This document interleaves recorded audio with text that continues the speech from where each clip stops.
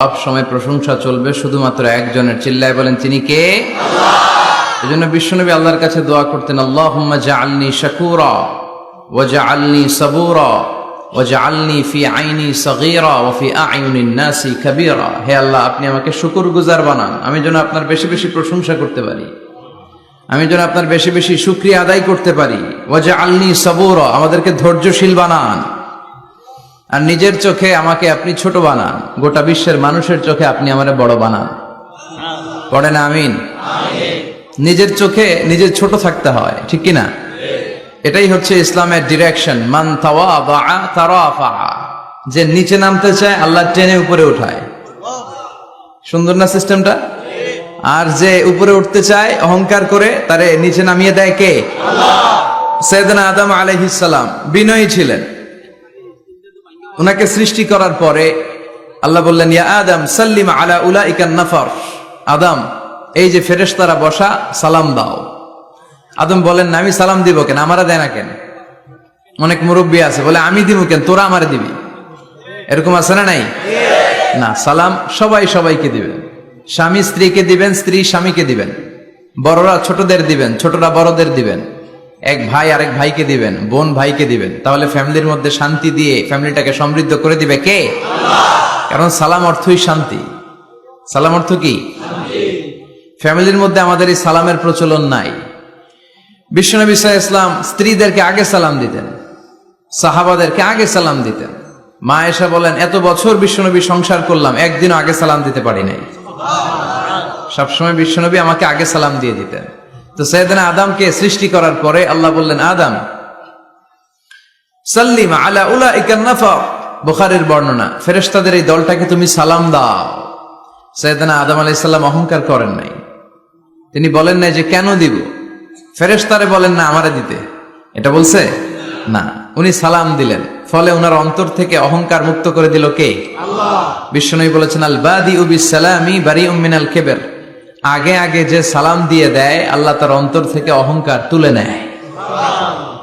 মান কানা ফি কলবিহি হাববাতু খারদাল মিনাল কিবর লা ইয়াদখুলুল জান্নাতা আবাদা। যার অন্তরে যাররা পরিমাণ অহংকারের ছিটে ফোঁটা থাকে, সে আল্লাহর জান্নাতে ঢুকতে পারবে না। আল্লাহর জান্নাতে ঢুকবে বিনয়ীরা। কারা? যারা বিনয়ী, মুতাওয়াদি, হাম্বল, যাদের মধ্যে হাম্বলনেস আছে, যারা বিনয়ী, তারা জান্নাতে ঢুকবে। তো সাইয়েদনা আদম আলাইহিস সালাম বিনয়ের পরিচয় দিলেন, কিন্তু শয়তানকে আল্লাহ বললেন উসজুদু। শয়তানকে বললেন, শয়তান সেজদা দাও।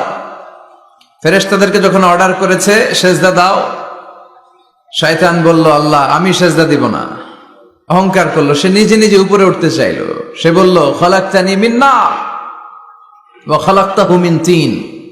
আপনি আমাকে বানিয়েছেন আগুন দিয়ে, আগুনের ধর্ম উপরের দিকে ওঠা। আগুন জ্বালিয়ে দিলে লেলিহান শিখা কই যায়? উপরে যায়। ওয়া খালাকতাহু মিন তিন। আর আদমকে বানিয়েছেন আপনি মাটি থেকে, তা আমি কেন সেজদা দিব? আদমই না আমারে দিবে। আল্লাহ শয়তানকে চির জাহান্নামী বানিয়ে দিল। চিল্লায় বলেন ঠিক কিনা? আর বিনয়ের কারণে আদমকে আল্লাহ বানালেন আশরাফুল মাখলুকাত। কি বানালেন? সৃষ্টির সেরা। এজন্য নূরের ফেরেশতারাও সাইয়েদনা আদমকে সেজদা দিতে বাধ্য হয়েছে। চিল্লায় বলেন ঠিক কিনা? তুমি মাটির আদমকে প্রথম সৃষ্টি করিয়া ঘোষণা করিয়া দিলে শ্রেষ্ঠ বলিয়া, তাই তো নূরের ফেরেশতা করে আদমকে সেজদা। ঠিক কিনা? তাই তো নূরের ফেরেশতা করে আদমকে সেজদা। সবার চেয়ে সম্মান দিলে মাটির আদমকে। আল্লাহু আল্লাহু তুমি জাল্লে জালালুহু, শেষ করা তো যায় না গে তোমার গুণগান। আল্লাহু আল্লাহু, সুবহানাল্লাহ পড়েন। এজন্য আমরা যেন বিনয়ী হই, আমরা যেন নিজেকে ছোট মনে করি। আপনি নিজেকে ছোট মনে করলে আল্লাহ আপনাকে বড় বানায় দিবে। আর যদি নিজেই নিজেকে বলেন আমি বড় আল্লামা, আমি সব জানি, তাহলে আল্লাহ বলবে তোর স্থান হচ্ছে সবচাইতে নিচে। ঠিক কিনা? আবু নাওয়াস একজন কবি ছিলেন। উনি বলেছেন, ওয়াকুল লিমান ইয়াদঈ ফিল ইলমি ফালসাফাতান হাবাসতা শাইআন ওয়া গাবাত আনকা আশিয়াউ। কেউ যদি তোমারে বলে যে আমি সব জানি, তুমি দুই আঙ্গুল দেখিয়ে বলো তুমি কিচ্ছু জানো না, তোমার শিখার অনেক বাকি। জাননেওয়ালার উপরও জাননেওয়ালাও আছে। ঠিক কিনা? এজন্য আমরা যেন বিনয়ী হই। বিনয়, হাম্বলনেস আরবিতে বলে তাওয়াদু, এটা খুবই জরুরি। এগুলো আমাদের মধ্যে এখন নাই। আমাদের মধ্যে ইগো প্রবলেম আছে না নাই? অহংকার, জেলাসি, অ্যারোগ্যান্স, এগুলো থেকে সম্মানিত ভাইয়ের আমাদেরকে বেরিয়ে আসতে হবে। দেখবেন সমাজে যারা খুবই হাম্বল, বিনয়ী, তাদেরকে সবাই পছন্দ করে না? আর অহংকারীদের কেউ পছন্দ করে না। সামনে সালাম দেয়, পিছনে গালি দেয়। কথা বলেন? এজন্য অহংকারী হবেন না, বিনয়ী হবেন। বিশ্বনবী বলছেন, আল্লাহ আপনি আমার বিনয়ী বানান, আপনি আমার ধৈর্যশীল বানান, আপনি আমার শুকুর গুজার বানান। আমার চোখে আল্লাহ আপনি আমার ছোট বানান, মানুষের চোখে আপনি আমারে বড় বানান। পড়েন আমিন। আজকের মাহফিলে আসতে পেরে আমরা খুশি না বেজার? শেষ পর্যন্ত থাকবেন তো? না মাঝখানে ওঠা বসা করবেন? ওঠা বসা করবেন? ওঠা বসা করেন না। যারা এই প্রোগ্রামের অ্যারেঞ্জ করেছে আমি তাদেরকে আন্তরিক শুকরিয়া জানাই। It's a very good and positive sign যে কোরআনের কথা যেখানে হয় এখানে মানুষ জড়ো হয়, বানের পানির মতো ঢল নামে মানুষের। আগে যাত্রাপালা হইতো, গানের কনসার্টও এখন কমতে শুরু করছে, ঠিক কিনা? ওই জায়গাটা দখল করে নিছে কোরআনের তাফসীর। এটাই প্রমাণ করে আগামীর বাংলাদেশ ইসলামের বাংলাদেশ। চিল্লায় বলেন ঠিক কিনা? ইসলামের বিজয়কে কেউ ঠেকায় রাখতে পারবে না। ইসলামের বিজয় অবশ্যম্ভাবী। গোটা বিশ্বব্যাপী ইসলামের গণজোয়ার। ডাচ পলিটিশিয়ান একটা ইসলাম ধর্ম গ্রহণ করছে না? আগে বলতো Islam is a lie, Quran is a poison, Quran নাকি বিষ আর ইসলাম নাকি মিথ্যা। আল্লাহ মহাসত্যটা এখন ওর অন্তরে ঢুকাই দিস। এরকম কত পলিটিশিয়ান, কত সিঙ্গার, কত ডান্সার, কত সেলিব্রিটি, কত ক্রিকেটার, কত প্লেয়ার, কত যুগশ্রেষ্ঠ মানুষ এরকম কালিমা পড়ে পড়ে মুসলমান হয়ে যাচ্ছে। সব নিউজগুলো আসে না, কারণ এই নিউজগুলো মিডিয়াতে কাভার হলে গোটা বিশ্বব্যাপী তোলপাড় শুরু হয়ে যাবে, ঠিক কিনা? ওরা ওই দিক দিয়ে আমাদের বিরুদ্ধে প্রচারণা চালায় যে ইসলাম মানে হচ্ছে জঙ্গিবাদ, ইসলাম মানে হচ্ছে সন্ত্রাসবাদ। এগুলো বলতে বলতে ইউরোপ আমেরিকার যে সাধারণ নাগরিক, ওদের কান ওরা ঝালাপাড়া করে ফেলছে।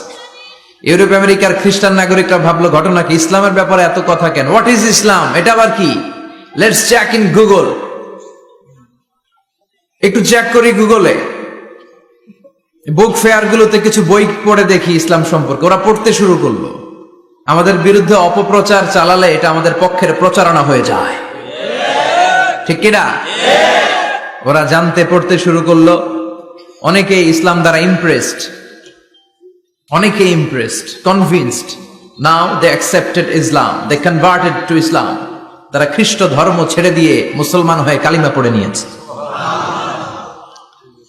এই বাণীটা একটা বিপ্লবী বাণী, লা ইলাহা মুহাম্মাদুর রাসূলুল্লাহ।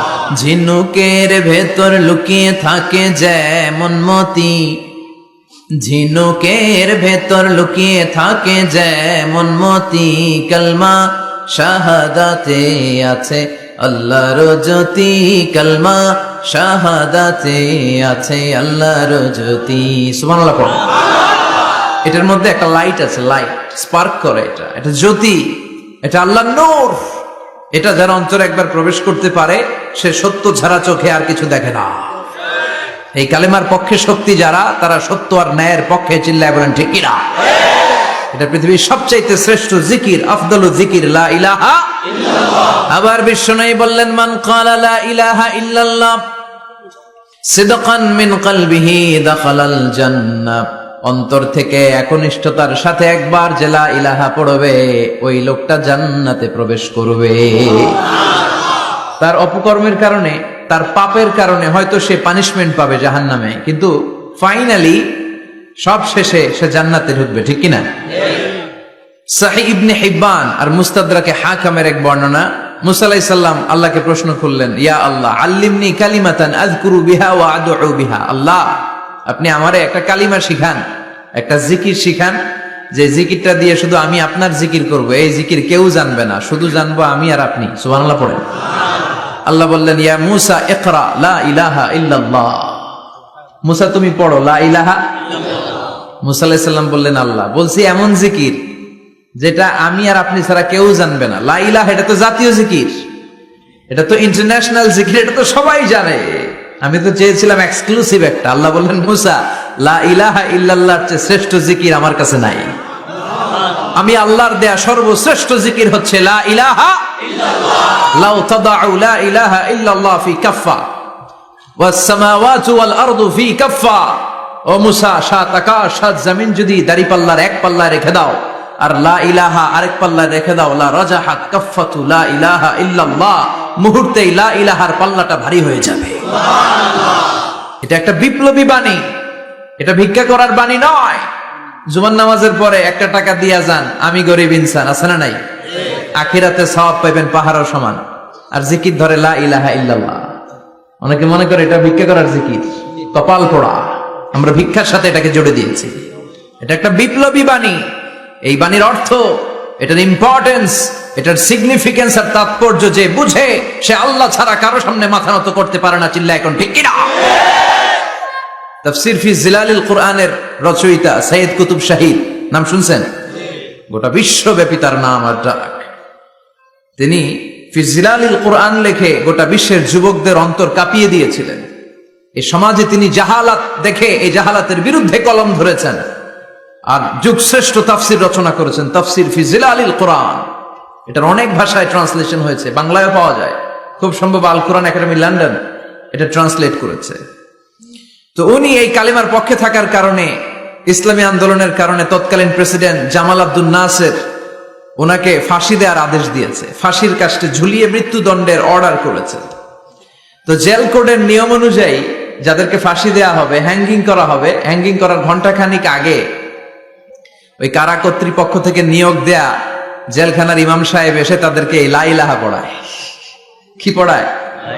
লা ইলাহা ইল্লাল্লাহ পড়ায়। তো সৈয়দ কুতুব শাহিদ উনিও যখন ওনাকে ফাঁসির কাজটা ঝুলানো হবে, ওই মুহূর্তে জেল কোডের নিয়ম অনুযায়ী ইমাম সাহেব এসে সৈয়দ কুতুব সাহেবকে বলতে আরম্ভ করলো যে, আমি আপনাকে কালিমা পড়াতে এসেছি, আপনি পড়েন লা ইলাহা ইল্লাল্লাহ। সৈয়দ কুতুব শাহিদ বললেন, আমারে কালিমা শিখাতে এসো না, আমি কালিমা খুব ভালো জানি। যেই কালিমা তুমি ফাঁসির আসামিদেরকে পড়ানোর কারণে মান্থলি বেতন পাও, ওই কালিমার ব্যাখ্যা করার কারণে আমাকে ফাঁসির কাজটা ঝোলা লাগছে। তুমি কালিমা পড়াও, তুমি বেতন নাও, আর আমি কালিমার ব্যাখ্যা করার কারণে আমার ফাঁসি হয়, তার মানে তোর কালিমা আর আমার কালিমা এক কালিমা না। কালিমার মধ্যে পার্থক্য আছে না নাই? ইমানের মধ্যে পার্থক্য আছে না নাই? যে ইমানে প্রয়োজনে জ্বলে ওঠে না,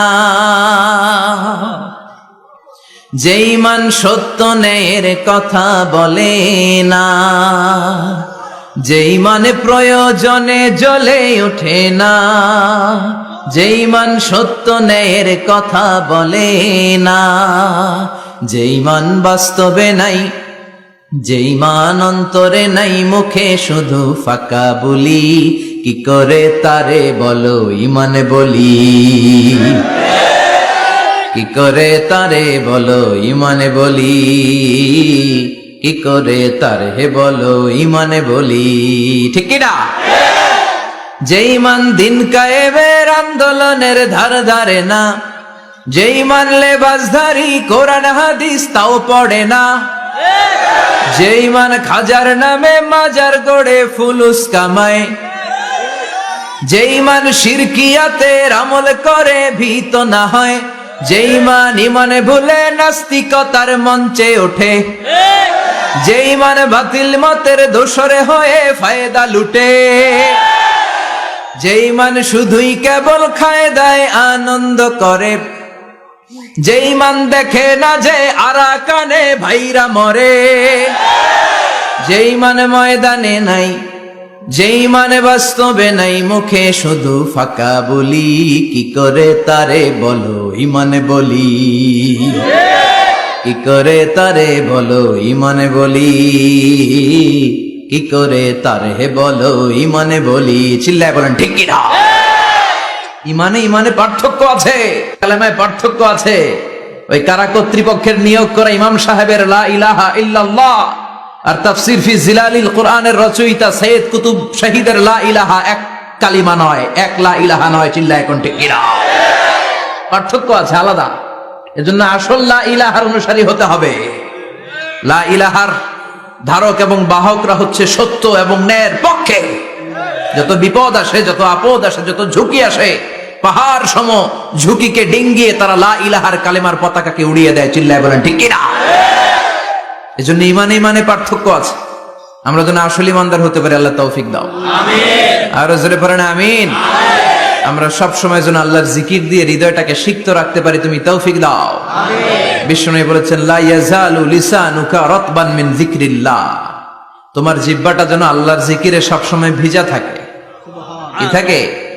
সব সময় যেন পড়ি সুবহানাল্লাহ, আলহামদুলিল্লাহ, লা ইলাহা ইল্লাল্লাহ। সব সময় যেন আমরা পড়ি আল্লাহু আকবার। বিষ্ণু বললেন আহাব্বুল কালাম ইলাল্লাহি আরবা। খেয়াল রাখবেন, আল্লাহর কাছে সবচেয়ে প্রিয় কথা চারটা। কয়টা? আহাব্বুল কালামি ইলাল্লাহি আরবা। আল্লাহর কাছে সবচাইতে প্রিয় কালাম হচ্ছে চারটা। লা ইয়াদুররুকা বিআইয়িহিন্না বাদাআতা। এই চারটার কোনটা দিয়ে শুরু করবে এটা তোমার ব্যাপার, আগে পরে করলেও কোনো সমস্যা নেই। চারটার একটা হচ্ছে সুবহানাল্লাহ, আরেকটা হচ্ছে আলহামদুলিল্লাহ, আরেকটা হচ্ছে লা ইলাহা ইল্লাল্লাহ, আরেকটা হচ্ছে আল্লাহু আকবার। যেন সব সময় আল্লাহর জিকির করতে রাজি আছেন তো? আল্লাহরে ডাকতে রাজি আছেন? ফাযকুরুনি ওয়াশকুরুলি। আল্লাহ বলেন যদি আমার জিকির করো আমিও তোমাদের জিকির করি, যদি আমার স্মরণ করো আমিও তোমাদের স্মরণ করি।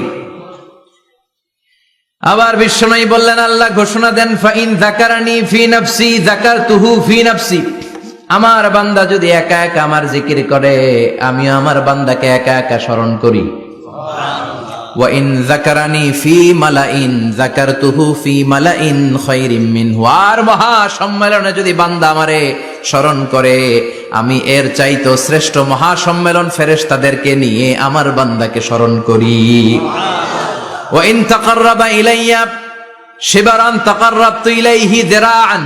আমার বান্দা যদি আমার দিকে এক বিঘত আসতে চায় আমি আমার বান্দার দিকে এক হাতে এগিয়ে যাই। আমার বান্দা যদি আমার দিকে এক হাত আসতে চায় আমি আমার বান্দার দিকে দুই হাত চলে যাই। ওয়া ইন আতানি ইয়ামশি আতাইতুহু হারওয়ালা। আর আমার বান্দা যদি আমার কাছে হেঁটে হেঁটে আসতে চায় আমি আমার গোলামের দিকে দৌড়ে দৌড়ে যাই। ওই আল্লাহরে ভুলে গিয়ে আমরা মাজারে যে সেজদা দেই, কপাল পোড়া। আছে না নাই? ভণ্ডামির সাথে আমাদের সম্পর্ক আছে? মাজার পূজার সাথে ইসলামের কোনো সম্পর্ক আছে? নামাজ কালাম পড়ে না ইবলিস শয়তানের নানা। আছে না নাই? এলাকায় মনে হয় নাই, অনেক জায়গায় আছে দেখবেন লাল সালু দিয়া উঁচু করা। সাইয়েদনা আলীকে মদিনায় বিশ্বনবী পাঠালেন আর বললেন যত উঁচু মাজার দেখো ভেঙে মাটির সাথে গুড়িয়ে দাও। কবরস্থান উঁচু হবে না, কবর হবে সমান। এটাকে সেফটি দেওয়ার জন্য, সিকিউরিটি দেওয়ার জন্য আপনি চারদিকে সিম্পল বেড়া বা দেয়াল দিতে পারেন যাতে গরু ছাগল যে এই কবরের অসম্মান না করে। আমরা আশরাফুল মাখলুকাত, আমরা বেঁচে থাকলেও যেমনি সম্মান আছে আমাদের, মরে গেলেও সম্মান আছে না নাই? আল্লাহ বললেন ওয়ালাকাদ কাররামনা বানি আদম। আমি বনি আদমের সম্মান বাড়িয়ে দিয়েছি। জীবিত অবস্থায় যেমনি সম্মান, মরে গেলেও সম্মান। ঠিক কিনা? বিশ্বনবী দেখলেন একটা লাশ যাচ্ছে, লাশ দেখে নবী দাঁড়িয়ে গেলেন। সাহাবারা বললেন ইয়া রাসূলুল্লাহ ইন্নাহু ইহুদি, এটা ইহুদির লাশ। দাঁড়ালেন কেন? বসেন। বিশ্বনবী বললেন আওয়ালাইসাত নাফসান, এটা কি মানুষ না? এটা হোক না ইহুদি, হোক খ্রিস্টান, হোক নাস্তিক, এটা তো মানুষ। আমি তো মানুষকে সম্মান দিয়েছি। I have dignified the status of the sons of Adam. আমি বনি আদমের সম্মানকে বাড়িয়ে দিয়েছি। সবার উপরে মানুষ সত্য, তাহার উপরে নাই। এজন্য কবরকে সিকিউরিটি দিতে হবে, কিন্তু গম্বুজ বানানো যাবে না, লাল সালু দেয়া যাবে না, মাজারে আগরবাতি দেয়া যাবে না, মোমবাতি, মশারি। অনেক মাজারের উপরে লম্বা মশারি টাঙানো আছে না নাই? ওর বাবারে মশাই কামড়ায়, কত বড় ডাকাত। তো মশাই যদি নিচ থেকে তাড়াইতে না পারে ও তোমারে কি করবে? কথা বলেন। মশা তাড়াতে পারে না নিজের গা থেকে, তোমারে কি বাঁচাবে? দেখবেন যে লোকটা মাজারে মশারি দেয় ওর বাবার ডেঙ্গু জ্বর, ওর বাপেরে মশাই খায়, ওর মারে মশাই খায়। গোটা বিশ্বের সবগুলো আল্লাহর ওলি যদি একটা গ্লাসের পানিতে ফু দেয়, আর আপনার মা যদি আপনার মাথার মধ্যে হাত বুলিয়ে দেয়, আপনার মা যদি আপনার বুকে একটা ফু দিয়ে দেয়, সব পীর সাহেব একদিকে, মায়ের দোয়া আরেকদিকে। মায়ের দোয়া মুহূর্তে আল্লাহর আরশে পৌঁছে যাবে। এজন্য বিশ্বনবী বলতেন সালাসু দাওয়াতিন মুস্তাজাবা, তিনটা দোয়া আল্লাহ কবুল ফিরিয়ে দেন না। এক নম্বরে হচ্ছে দাওয়াতুল মুসাফির, সফর অবস্থায় দোয়া করলে কবুল করে কে? আল্লাহ। 2 নম্বরে দাওয়াতুল মাজলুম, অত্যাচারিত ব্যক্তির দোয়া কবুল করে কে? 3 নম্বরে দাওয়াতুল ওয়ালিদাইনি লিওয়ালাদিহি, মা বাবা যখন হাত তুলে ছেলে মেয়েদের জন্য আল্লাহর কাছে দোয়া করে, ওই দোয়াটাও কবুল করে কে? মাজারে মশারি দিবেন, লাল শালু দিবেন, আগরবাতি, মোমবাতি, কোন মানত? মাজারে মানত করা যায় না।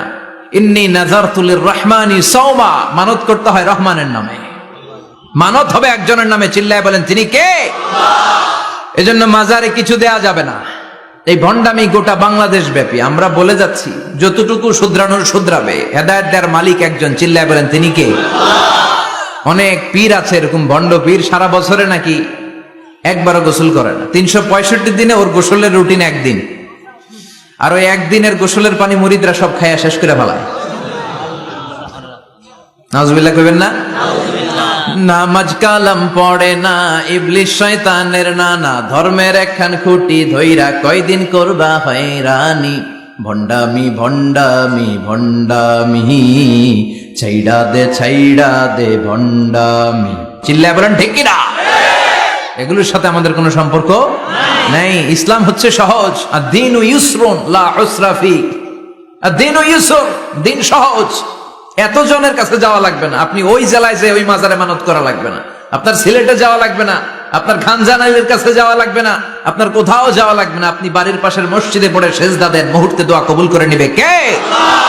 রব্বুল আলামিন বলে, গোলাম আমারে ডাকস না কেন? তোর ডাকে সাড়া দেওয়ার জন্য আমি 24 আওয়ার্স রেডি। দুনিয়ার বুকে কোনো বিষয় নিয়ে যদি আমরা বারবার যাই, দুনিয়াতে লোকজন রেগে যায়, ঠিক কিনা? আমি ওনার কাছে গেলাম, ভাই আজকে একটা বিপদে পড়ছি, 500 টাকা দেন, দিয়ে দিল। এরপরের দিন আবার গেলাম, দিল। পরশু দিল, তরশু গেলে শেষা দিয়ে দিবে, একটা মাইট দিয়ে দিবে, ঠিক কিনা? কি পাইছো তুমি? প্রতিদিন 500 টাকা। বারবার কোন একটা ইস্যু নিয়ে কারো কাছে যাওয়া যায় না, এটা লজ্জার বিষয়, ঠিক কিনা? কিন্তু আল্লাহর বিষয়টা উল্টো। সুনানে তিরমিজির বর্ণনা, ইন্নাহু মান লাম ইয়াসআলিল্লাহ ইয়াগদাব আলাইহি, কোন বান্দা যদি কোনো বিষয় নিয়ে, কোনো ব্যাপার নিয়ে আল্লাহর কাছে বারবার না চায়, না যায়, আল্লাহ তার উপর রেগে যায়। এজন্য আল্লাহর কাছে বারবার চাওয়ার দরকার আছে না নাই? আপনার মনের জ্বালা যন্ত্রণা পূরণ করে দিতে পারে কে? এটার নাম তাওহীদ, এক আল্লাহ কেন্দ্রিক হওয়া, আল্লাহ সেন্টার্ড। আমাদের সবকিছু হবে আল্লাহ কেন্দ্রিক। বিপদে আপদে যে কোনো পরিস্থিতিতে সবার আগে কার কাছে যাব? এটার নাম তাওহীদ, এটার নাম তাওহীদেরই মুর্শিদ আমার মুহাম্মাদের নাম বলো, মুহাম্মাদের নাম। আল্লাহর নাম জপলে বুঝতে পারি, আল্লাহরই কালাম বলো, মুহাম্মাদের নাম।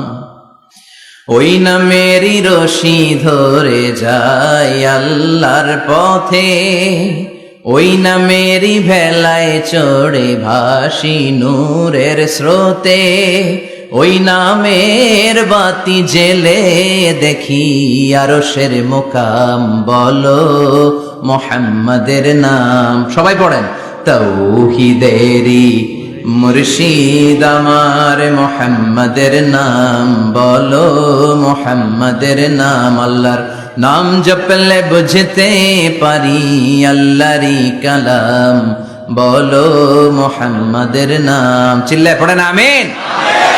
সব সময় বিপদে আপদে কার কাছে যাবেন? আপনার বিপদ দূর করতে পারে কে? আপনারে অসুস্থ থেকে সুস্থ বানায় দিতে পারে কে? মনের জ্বালা যন্ত্রণা মিটাতে পারে কে? আল্লাহ ছাড়া কেউ পারবে?